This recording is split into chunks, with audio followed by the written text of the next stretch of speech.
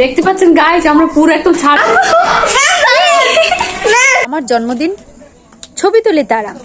আসসালামু আলাইকুম এভরিওয়ান, সবাই কেমন আছেন? আমি প্রায় এক মাস পর আমি আমার জন্মদিনের ব্লগটি এডিট করতে বসেছি এবং 19th নভেম্বর আমার জন্মদিন ছিল। সো এই দিনটা আমার জন্য অনেক বেশি স্পেশাল ছিল, আর এই যে শুরুটা এখান থেকে হয়েছিল। তো আপনাদের সাথে আজকে আমি সবটা শেয়ার করব। আই হোপ আপনারা সবাই এনজয় করবেন। আমাকে সারপ্রাইজ দেওয়ার জন্য আমার বেস্ট ফ্রেন্ড আমার জন্মদিনের আগের দিন রাত 10টার সময় কেক চকলেট নিয়ে আমার বাসায় হাজির হয়। এটা আমার জন্য একেবারে আনএক্সপেক্টেড ছিল and I am totally surprised যে কোলি সিরিয়াসলি এভাবে রাত 10টার সময় টিউশন শেষ করে দেন কেক চকলেট নিয়ে আমার বাসায় এসেছে। তো আমি কিছুটা হতভম্ব হই, আর আমার সাথে আমার ভাইজিরা ছিল, তাকে সঙ্গ দেওয়ার জন্য আমার হাতটা বেঁধে একদম ফোম টোম দিয়ে একাকার অবস্থা করেছিল। এটা আমার লাইফে ফার্স্ট টাইম যে কেউ এভাবে এতটাই ফুড দিয়ে আমাকে সারপ্রাইজ দিয়েছে। তাই যারা যারা এর সাথে জড়িত ছিল সবাইকে অসংখ্য ধন্যবাদ।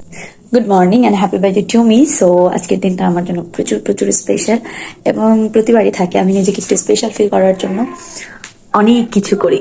এটা ছিল আমার বার্থডে মর্নিং, মানে হচ্ছে সকালবেলা। আর গত রাতে আমি কেকটা কাটিনি যেহেতু 12টা বাজেনি, তাই। আর আমি সুন্দর করে শাড়ি টাড়ি পরে রেডি হয়ে যাই, কারণ আমার স্কুল ছিল 9টায়। আমি একটি ছোট্ট চাকরি করি স্কুলে, সেখানেও কিছু মুহূর্ত আমি আপনাদের সাথে শেয়ার করব। যাই হোক, সকালটা আমার এখান থেকে শুরু হয়েছিল। আর এই বাচ্চাগুলো আমার জীবনের একটা সুন্দর অংশ, এদেরকে ছাড়া আমার কখনোই চলে না এবং আমি আমার শৈশবটা কেন জানি ওদের মাঝে খুঁজে পাই। আর এই মেয়েটাকে আমি প্রচুর জ্বালাই উইদাউট এনি রিজন, আমি এটাই করি অলওয়েজ। দেন ওই দিন আমি আমার স্কুলের বাচ্চাদের সবাইকে চকলেট দেই আমার বার্থডে উপলক্ষে, এবং সব থেকে সুন্দর মোমেন্ট ছিল এইটা, ওরা নিজেদের টিফিনের টাকা জমিয়ে আমার জন্য গিফট এনেছিল and it was a magical moment in my life and আমি এটা কখনোই ভুলবো না। এবং এই জন্মদিনটা আমার কাছে ওদের জন্য অনেক বেশি স্পেশাল হয়ে উঠেছিল। কেন জানি আমি অনেক বেশি ইমোশনাল হয়ে পড়েছিলাম যে এত সুন্দর সুন্দর নিষ্পাপ মনে আমার জন্য একটা সুন্দর জায়গা তৈরি হয়েছে। দেন আমি স্কুল শেষ করে কাচ্চিখানায় চলে যাই। আমার বাসায় কিছু বিচ্ছু আছে, তাদেরকে ট্রিট দিতে হবে। আর এসে দেখি তারা আমার জন্য অপেক্ষা করতেছে। তারা এই দিনটার জন্য অনেক দিন আগে থেকে প্রিপারেশন নেয়, তাদের পিপির জন্মদিন এবং পিপিকে স্পেশাল ফিল করাতে হবে তাদেরও। তারপরে বসে যাই তাদের গিফটের পালা। তারাও টিফিনের টাকা জমিয়ে আমার জন্য প্রতি বছর গিফট কেনে। যারা আমার গত বার্থডে দেখেছেন বার্থডে ব্লগটা তারা জানেন আমি যতটুকু সময় বাসায় থাকি এবং বাসায় যতটুকু সময় সব থেকে সুন্দর সময় কাটাই এই 3টা বাচ্চাকে নিয়ে আমার সেই সময়টুকু কাটে এবং ওরা আমার শৈশবটাকে একদম তুলে ধরে আমার সামনে। আমি যে বড় হয়েছি বা আমি যে ওদের পিপি, এটা ওরা কখনোই ফিল করায় না।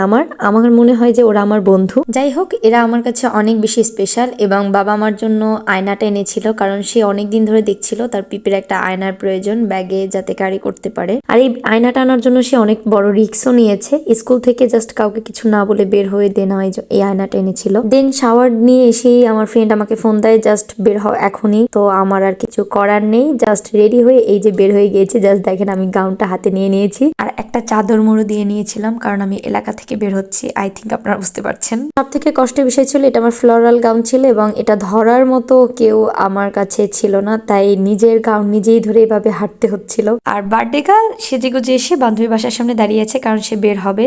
দেন আমরা যাব। দেন আমরা একটা রিক্সা করে সরাসরি তালতলি চলে যাই। বরিশালের তালতলি আপনারা সবাই জানেন, খুবই ফেমাস একটা জায়গা। আমাদের এখানে আস্তে আস্তে অলমোস্ট সন্ধ্যা হয়ে গিয়েছিল, কারণ আমার একটু লেট হয়ে গিয়েছিল। আর এসে দেখে আমার দুজন ফ্রেন্ড আমার জন্য অপেক্ষা করছে, কারণ ওরা অনেকটা আগেই চলে এসেছিল। এদিক দিয়ে আমি এটাই বুঝতে পারতেছিলাম না যে আসলে জন্মদিনটা কার, কারণ আমি সেজেগুজে এসেছি কি তার থেকেও বেশি এরা সেজেগুজে এসেছে এবং এরা ছবি তুলতেছিল, আড্ডা দিচ্ছিল। আমি just third person singular number. এক কাপ চায়ের জন্য মনটা আঁকাপাকা করছিল। এদিক থেকে আমার চা চলে এসেছে, যেটা আমার অনেক বেশি দরকার ছিল। চা খাওয়া শেষ করে আমরা একটু আড্ডা দেই, আর এই আড্ডাটা আমাদের সব সময় চলে। অনেক বেশি গল্প করি, হাসাহাসি করি, আর হাহাহিহি করা তো আমাদের জাস্ট কাজ, কি বলবো। এরপরে ঢং আর পিকচার, মানে আমি যাব সেখানে ঢং হবে না আর পিকচার হবে না সে তো হয় না। জঙ্গল থেকে শুরু করে মঙ্গল কোনো জায়গায় বাদ দেই নেই ছবি তোলা আর সিনেমাটোগ্রাফি করা। দেন আমরা একটা সুন্দর রেস্টুরেন্টের সন্ধান পাই, এটার নাম মেবি কাটা চামচ ছিল, আমার সঠিক মনে নাই। অনেকেই আমার পেজে জিজ্ঞেস করেছেন ছবি দেখে যে আপু এটা কোথায়। এটা তালতলি কাটা চামচ রেস্টুরেন্ট ছিল মেবি, আমার যতটুকু মনে পড়ে। এই জায়গাটার প্রত্যেকটা প্লেস অসম্ভব সুন্দর ছিল এবং ডেকোরেশন খুবই সুন্দর, আর এখানে খাবারের মানও খুব ভালো ছিল। আমার কাছে খাবারের মান বেশ ভালো লেগেছে, আপনারা গিয়ে ট্রাই করতে পারেন চাইলে। একটু ঢং না করলে তো আমার চলে না। আর ওরা আমাকে খাইয়ে দিচ্ছিল, সবাই যে যা খাবার নিয়েছিল আমাকে টেস্ট করাচ্ছিল।